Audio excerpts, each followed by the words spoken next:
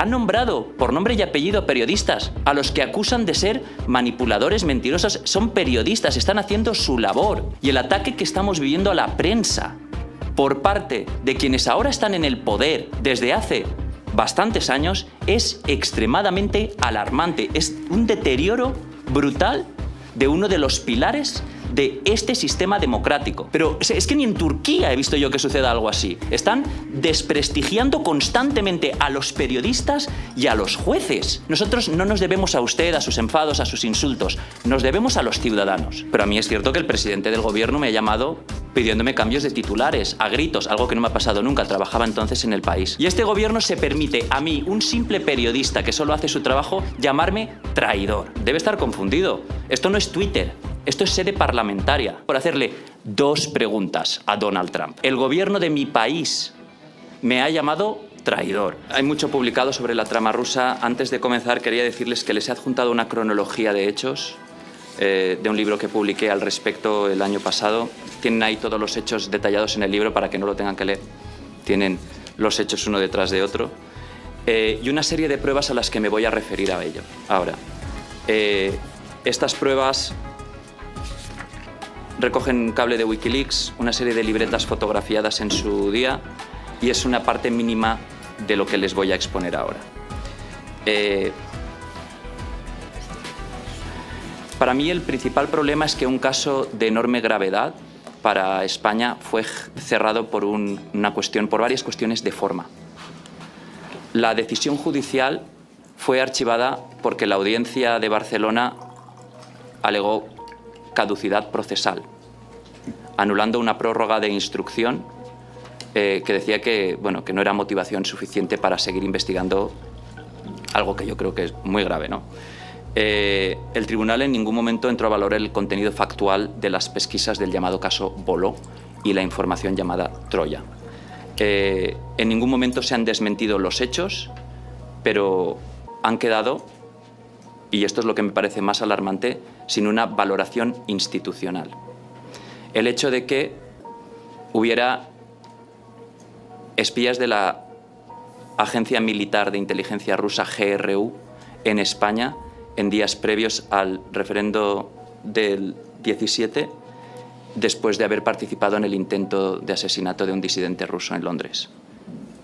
Se cerró. Una instrucción en la que participaron la Guardia Civil y la Policía Nacional, en la que hay contactos de 2 personas, Víctor Terradellas, fallecido recientemente, y Josep Lluís Alay, con quienes ellos pensaban que eran representantes del poder en Rusia. Hay anotaciones que tienen en este dossier, en las que hay libretas en las que se recogen posibles reuniones con Putin, videoconferencias con Putin, criptomonedas, que Rusia entre en el mercado de las criptomonedas, mensajes de texto a Puigdemont, a Carles Puigdemont, diciendo: esta tarde viene a verte el emisario de Putin. Y todo esto ha quedado sin una valoración judicial. Esto que ven es parte de un informe clasificado que publicamos en ABC, y es la llamada Operación Troya, donde aparecen los investigados, donde aparecen los nombres de aquellos con quienes se vieron y hablaron, entre ellos Nikolai Sadovnikov, un conocido operador de la inteligencia y la diplomacia rusa, Evgeny Primakov, contacto directo de Putin, que estuvo al habla con estas personas, viajes a Moscú, una estrategia admitida en libretas de internacionalización del procés, aprovechando unos días de intento de ruptura del marco constitucional y proclamación de una república, hablando de posibles videoconferencias con Putin y que Putin es pronuncie demà. Esto se llega a decir. En 2017, Vladimir Putin, en una conferencia en el foro Valdai, que es como el Davos eslavo, recuerda que España tiene grandes problemas y que más les habría valido no ir alentando el separatismo con casos como el de Ucrania y antiguas repúblicas soviéticas. Es decir, Putin habla de la crisis de Cataluña y dice, bueno, España se lo tendría que haber pensado mejor antes de tomar el camino de la OTAN y de la postura de frente las exrepúblicas soviéticas. Está todo en la cronología. Incluso en esta operación Troya, hecha por la Policía Nacional, se da fe de la entrada de la inteligencia militar rusa. Pero ya no estoy hablando del FSB, antiguo KGB, del GRU, el que organizó los intentos de envenenamiento de Skripal, el que envenenó a otros disidentes antes en Londres, ¿no? Este informe que tienen, y que no ha sido desclasificado, tiene también toda una cronología de hechos y de viajes, y incluso incluye estos dos grupos de los que les hablo. Víctor Terradellas, que hace el primer contacto, con quienes se ve y con quienes habla, y Josep Lluís Alay, y con quienes se ve y con quienes habla. Entre ellos un periodista ruso que en realidad estaba en contacto con los servicios de inteligencia, que se llama Chesnokov, y alguien que se presentaba como un representante de intereses rusos en Cataluña, que se llama Dimitrenko, que también ha participado en varias entrevistas.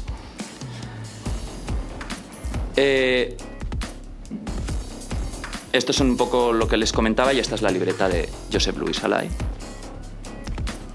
la más reciente. Pueden ver claramente las anotaciones sobre Putin en el 19, cómo habla de una economía sostenida para crear una república catalana mediante criptomonedas, cómo habría un apoyo político y financiero de Rusia. Hay una identificación explícita del SVR, que es la inteligencia exterior rusa. Incluso en el seguimiento que se le hace y en el volcado de su teléfono aparece cómo buscaba verse con agentes del SVR en Moscú, en varios viajes que hizo a Moscú, cuando el señor Puigdemont estaba ya fugado de la justicia, y cómo se buscaban menciones del Ministerio de Asuntos Exteriores ruso como actores centrales. Antes estaba la libreta de Terradellas. Fue incautada en mayo del 18 y documenta una reunión celebrada en la Casa de Canonges, residencia del presidente de la Generalitat, con aquel al que él se refiere como a esta vesprada bel emissari de Putin.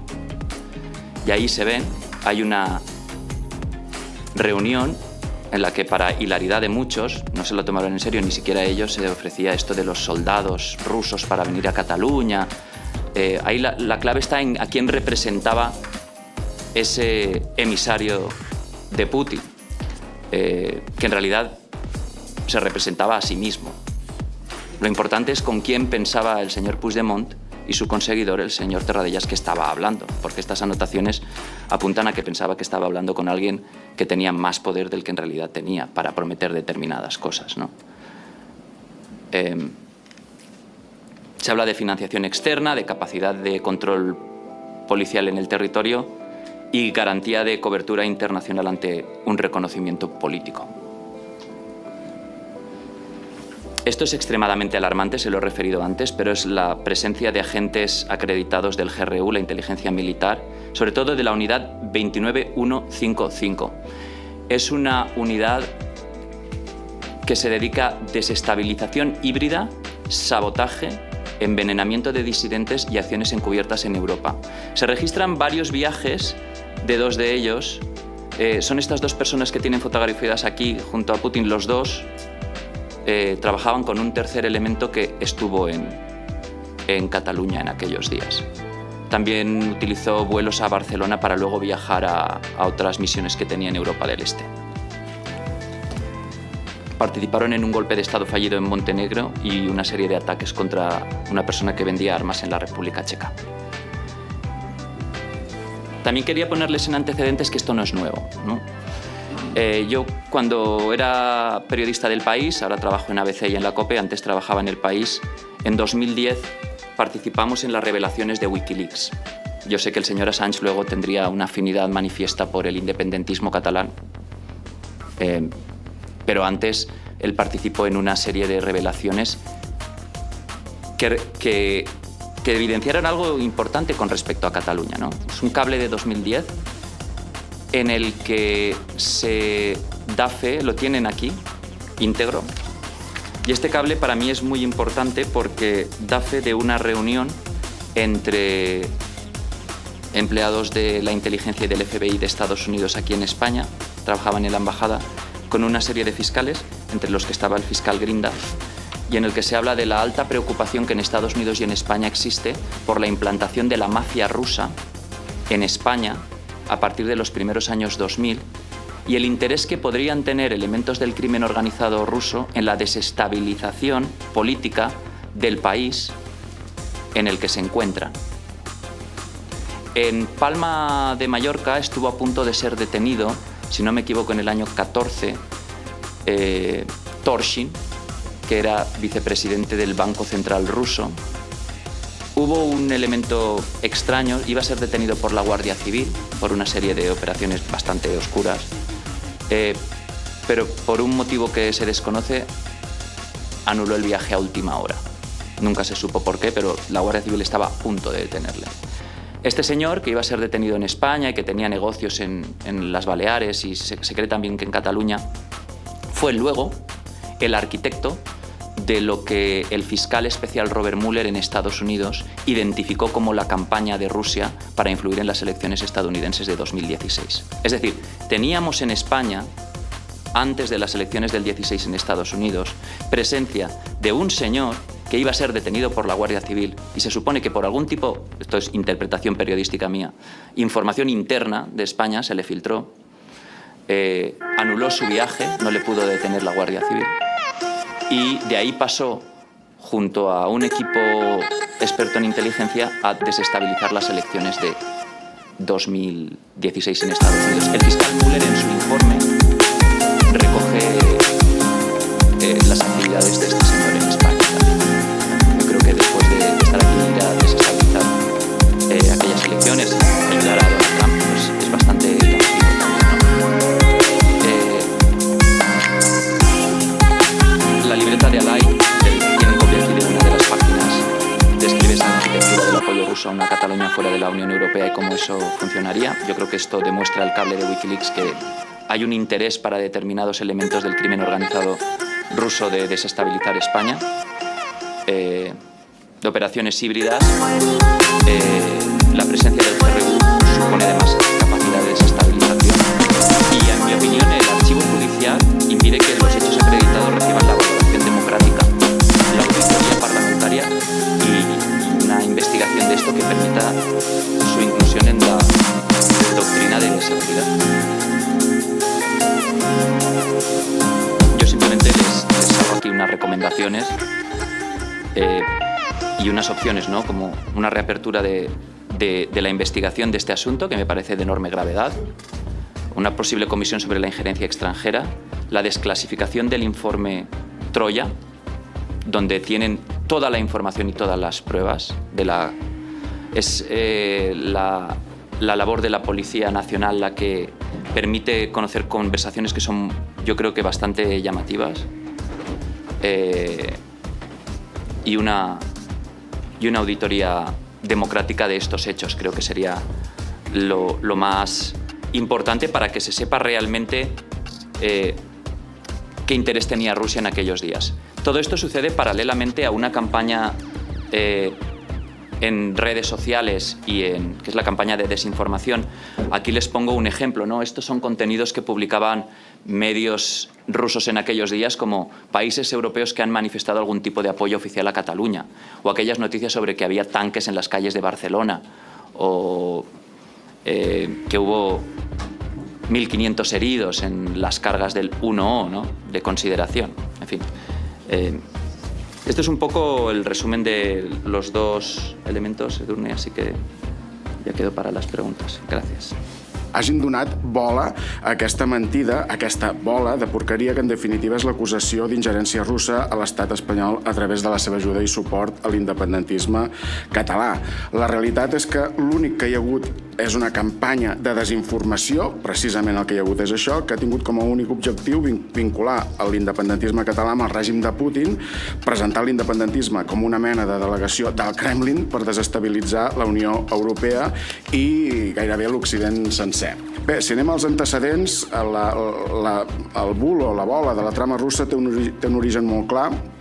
Els esforços desesperats abans de l'1 d'octubre per deslegitimar l'independentisme i després del referèndum per legitimar i per cobrir i tapar la violència contra els votants i la sistemàtica repressió contra la minoria nacional catalana. La trama russa no és res més que un relat per estigmatitzar i destruir l'independentisme, almenys la part de l'independentisme que confronta amb l'Estat, i precisament el seu punt àlgid va ser aquesta portada del 25 de setembre de 2017, segurament obra seva obra de vostè, del diari El País, segons la qual la maquinària d'ingerències russa penetra la crisi catalana. Per tant, els suposats descobridors de fake news, en realitat sou vostè també una màquina de creació de fake news, i em refereixo a periodistes com Jesús Albalat, Antonio Vaquero o David Alandete, és a dir, vostè mateix. En definitiva, tot plegat és una repugnant mentida que el mateix ministre Bolaños, en la seva compareixença, ja va acabar reconeixent que no hi havia hagut cap trama russa en el procés independentista i, a més ho ha reconegut els propis jutjats. Els senyors del PP. Si vostès, senyories del PP, consideren o no consideren que Pérez Dulcet treballava per al PSOE. I si consideren que treballava per al PSOE, consideren també que Alandete va treballar per al PSOE? Moltes gràcies. Gracias, señor Pagés. El compareciente creo que quiere pedirle que repita alguna parte, ¿sí? Sí, senyor Pagès, gràcies. Només volia estar segur de que vostè acaba de dir que a mi em va donar informació qui? Perdone? Crec que és que no l'he entès. Vostè m'està prenent el pèl, ho he sentit perfectament. No l'he sentit. No em faci fer el número. A mi no em faci fer el número, perquè vostè és un mentider, un manipulador i un creador de fake news. Ara no em faci fer el número aquí. Repeteixi, qui m'ha donat la informació? És que no l'he entès de veritat. No ho has sentit? No. No té ulleres? No té orelles, perdó. Ulleres, sí. ¿Quién? Qui? Ho has sentit? Està gravat? Què li ha dit el senyor del seu costat? Pérez Dolcet. Ah, doncs sí, és el que he dit jo. Gràcies. De res. Señor Pagés, lo que no puedo permitirle son los insultos al compareciente, que desde luego se van a retirar del diario de sesiones, los insultos que acaba de pronunciar contra el compareciente. Sí. En estos momentos, sí.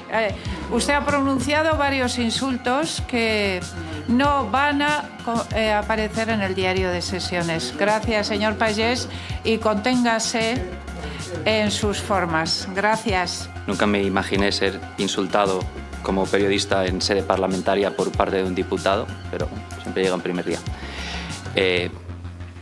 Yo aquí no... He visto que se ha puesto muy nervioso. Solo decirle que yo he venido aquí en calidad de compareciente. Creo que he expuesto hechos. Acaba de decir el señor Iñárritu que ha visto bastantes hechos. Las conclusiones las tiene que sacar cualquiera. El problema es ver hechos como los que les he mostrado y no llegar a ninguna conclusión o dejar que prescriban. Ver libretas con anotaciones sobre reuniones con Putin y cambio de criptomonedas y que eso no les parezca que deba llevar a otros sitios. Entiendo que al señor Iñárritu, como a otros que han hablado antes de él, les parezca que el referéndum del 2017 y lo que sucedió después no es digno de ninguna investigación y que no es ninguna ruptura del marco constitucional. Les parece que son hechos normales dentro de una democracia y hubieran preferido que Cataluña se independizara de España. Muy bien, me parece muy bien. Pero estos son hechos que llevaban a ese fin, ¿no? Lo más preocupante, lo que me ha preocupado más todavía es la concepción que algunos de los ponentes han expresado sobre lo que es la labor del periodismo. Y esto sí que me parece alarmante. Yo vengo de un país, algunos han manifestado su profundo desdén por Estados Unidos, me parece, sobre todo el señor Guijarro, me parece patente, me parece que está bien registrado, se expresan siempre así y entra dentro de su posicionamiento político. Pero en Estados Unidos los periodistas, un país con una gran tradición periodística, exponen hechos, como he hecho yo aquí, y si van a sede parlamentaria al Capitolio simplemente a informar, pues yo no he venido aquí a decirles lo que tienen que hacer, he venido a enseñarles una serie de hechos. Son acusados de ser periodistas de parte, como el señor Rodríguez Palacios decía, expertos de todos los colores, expertos que vienen de una parte u otra. Yo no sé, yo creo que usted debería simplemente atenerse a los hechos, respetar la labor y la independencia de los medios de comunicación y valorar con respecto a los hechos. No intentar atacar a la persona que le está transmitiendo esos hechos. No intentar desprestigiar a la persona que está simplemente viniendo a ofrecerle una narración de hechos probados, como una profunda insatisfacción en Estados Unidos con los contratos de Huawei o un caso que se ha cerrado por un error procesal, y empezar a atacar al mensajero, que me parece que es algo muy común desde hace algunos años, un ataque constante y permanente a la labor de los periodistas. Y esto es extremadamente alarmante, pero extremadamente alarmante. El señor Gaseñi decía que yo trabajo para medios, tal y cual. La línea editorial de los medios de comunicación es la línea editorial que tiene, y es muy respetable en todos los países del mundo.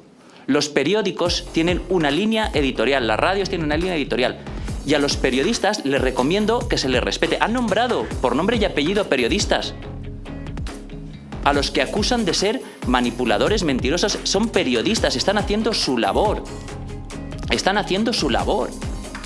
Y el ataque que estamos viviendo a la prensa por parte de quienes ahora están en el poder desde hace bastantes años es extremadamente alarmante. Es un deterioro brutal de uno de los pilares de este sistema democrático.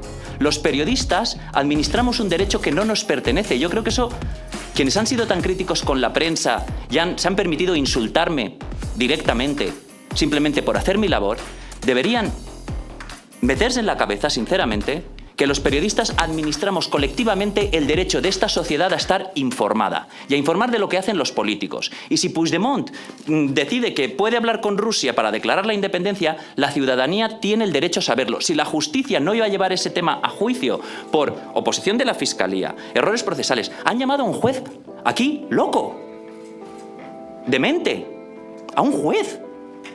Pero es que ni en Turquía he visto yo que suceda algo así. Están desprestigiando constantemente a los periodistas y a los jueces. A los jueces. ¿Saben a quién suenan cuando hacen eso? Porque yo que trabajo en la Casa Blanca. Se parecen a Trump. Es lo que él hace a diario. A diario. Jueces, todos unos operadores políticos, la prensa, fake news. O sea, es realmente alarmante. Realmente alarmante.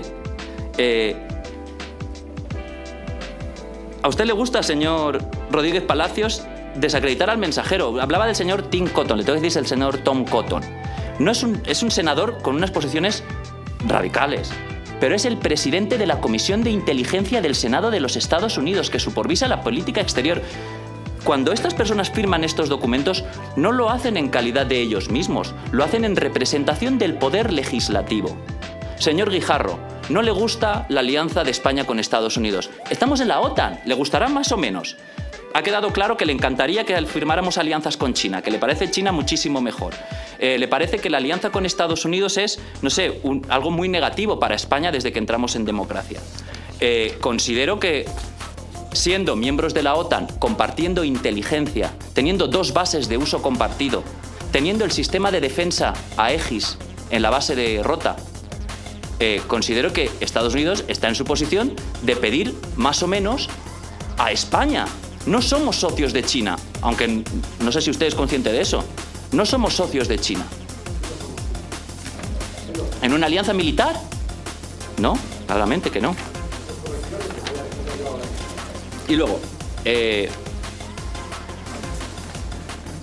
creo, señor Rodríguez Palacios, que usted debería demostrar más respeto por la labor de la prensa y de los periodistas.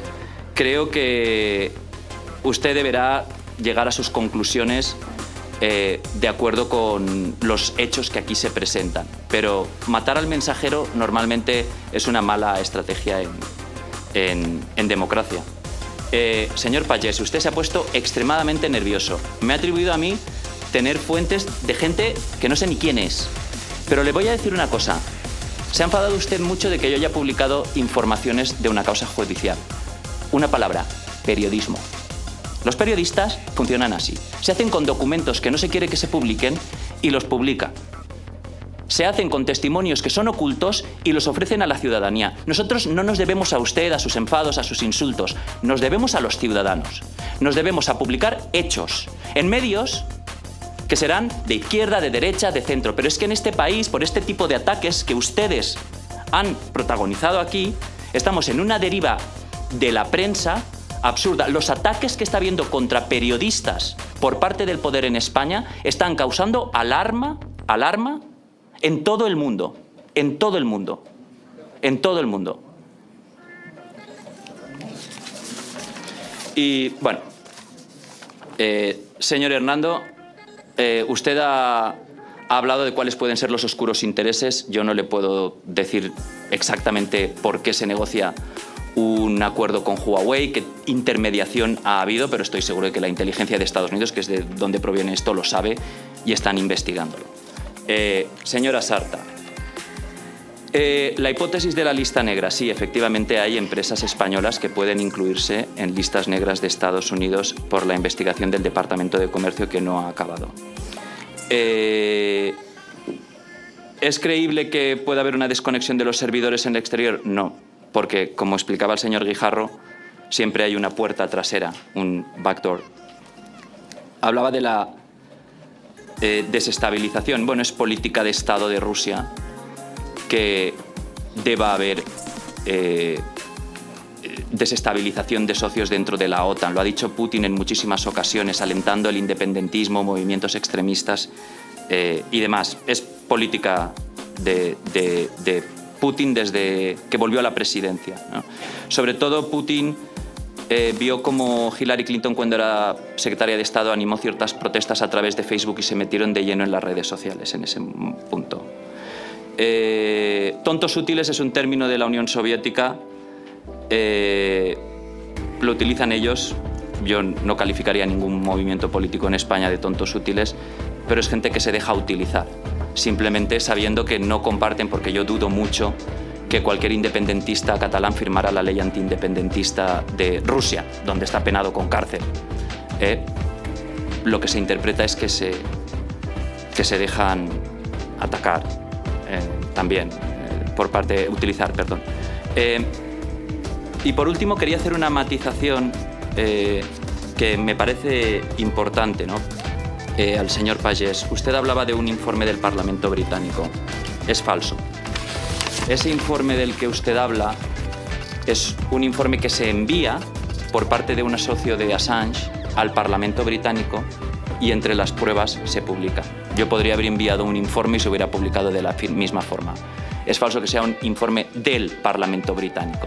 Es alguien que envió un escrito y entró en el registro, como podría haber sido cualquier testimonio o cualquier análisis pericial.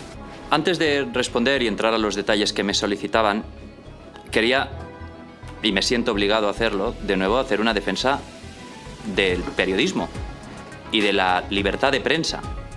Yo no soy ningún actor político, no trabajo para ningún partido, no milito y creo en la escuela estadounidense de periodismo, en la que incluso se le prohíbe a los periodistas ir a manifestaciones o firmar manifiestos.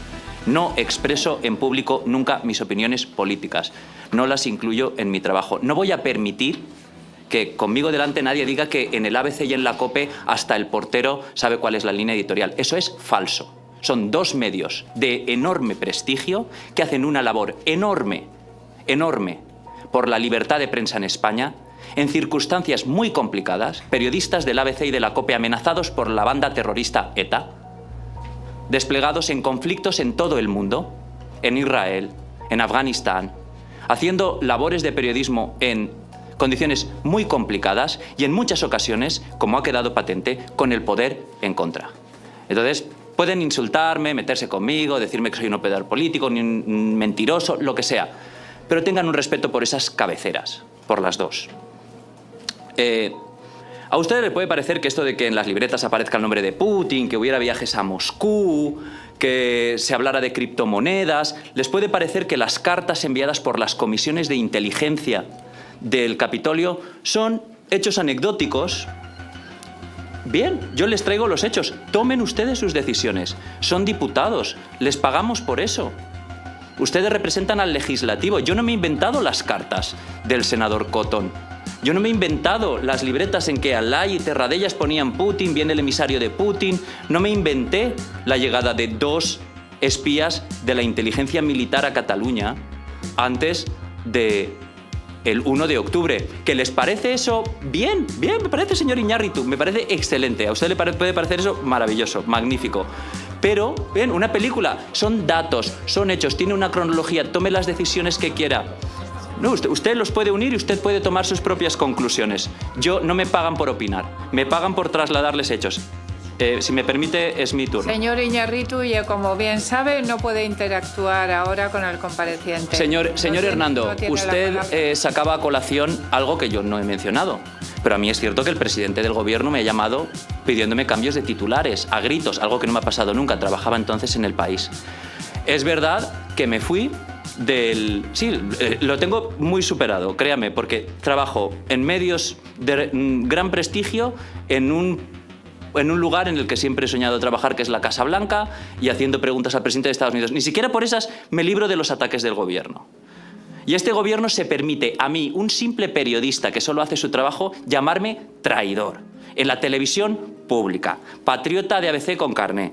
Usted saca un Twitter, yo creo, señor Rodríguez Palacios, que usted debe estar confundido. Esto no es Twitter, esto es sede parlamentaria. No, usted me ha sacado un tuit que yo he escrito en sede parlamentaria y yo no he proferido ninguna acusación a nadie. Simplemente nombré a periodistas que se sumaron a un linchamiento gubernamental de un periodista por hacerle 2 preguntas a Donald Trump.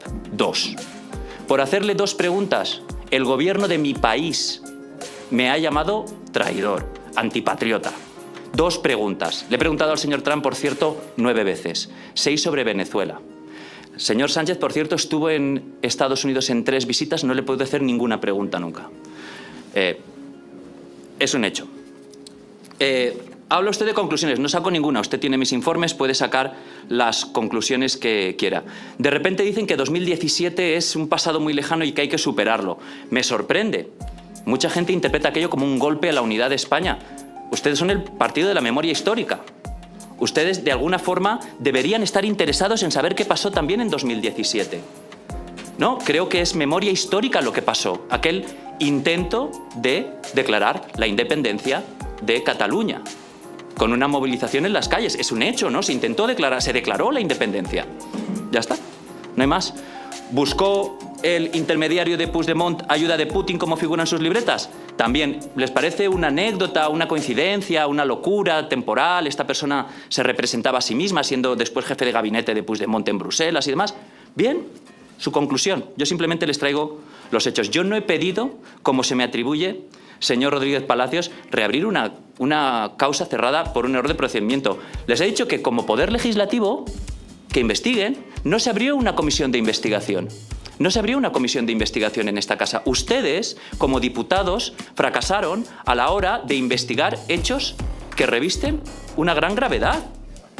No abrieron una investigación de esto, como en otros parlamentos sí se ha investigado y hay informes que demuestran que esto es verdad o es mentira. En Estados Unidos, el fiscal Mueller tuvo un encargo oficial para hacer una investigación de 1000 páginas y llegaron a la conclusión de que Rusia quería intervenir en Estados Unidos, pero Trump no se coordinó con ellos. Podríamos haber llegado a la misma conclusión. Rusia, en su campaña de desestabilización, quería desestabilizar España y Puigdemont no tenía ni idea. No lo sabremos, porque no hay ni una investigación judicial que llegue al final, porque no sea por un error de procedimiento y no hay una investigación parlamentaria.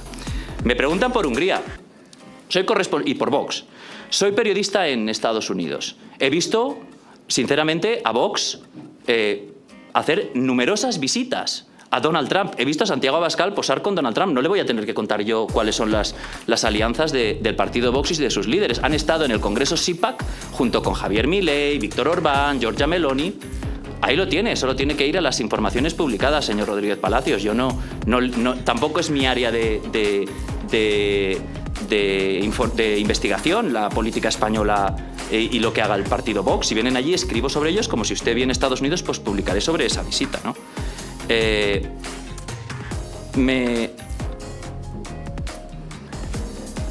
Bueno. Señora Sarta, gracias por sus respuestas. Las listas negras no las puedo publicar simplemente porque el gobierno de Estados Unidos no las publica, ¿no? Pero el señor Guijarro sí que preguntaba por cuáles son esas empresas que en Estados Unidos se dice, pues acaba de firmar Integrasys un contrato, una empresa española, para participar en la comunicación de 15.000 satélites. Hay empresas españolas que participan en contratos del Pentágono. Colaboramos. Es que tenemos el sistema Aegis, el sistema más sofisticado de defensa mundial contra misiles en Rota. Por supuesto que hay empresas españolas colaborando con Estados Unidos.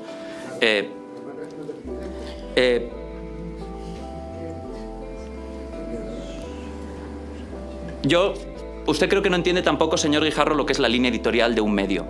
Un medio tiene la libertad de tener una línea editorial y su opinión, la opinión del medio o de sus articulistas, ser la que pueda ser. Y luego los periodistas tenemos que obrar informando de hechos y exponiéndolos. Y si mentimos, vendrán y nos demandarán y tendremos que ir a una corrección y tendremos que publicar las correcciones y nos podrán demandar, etcétera, etcétera.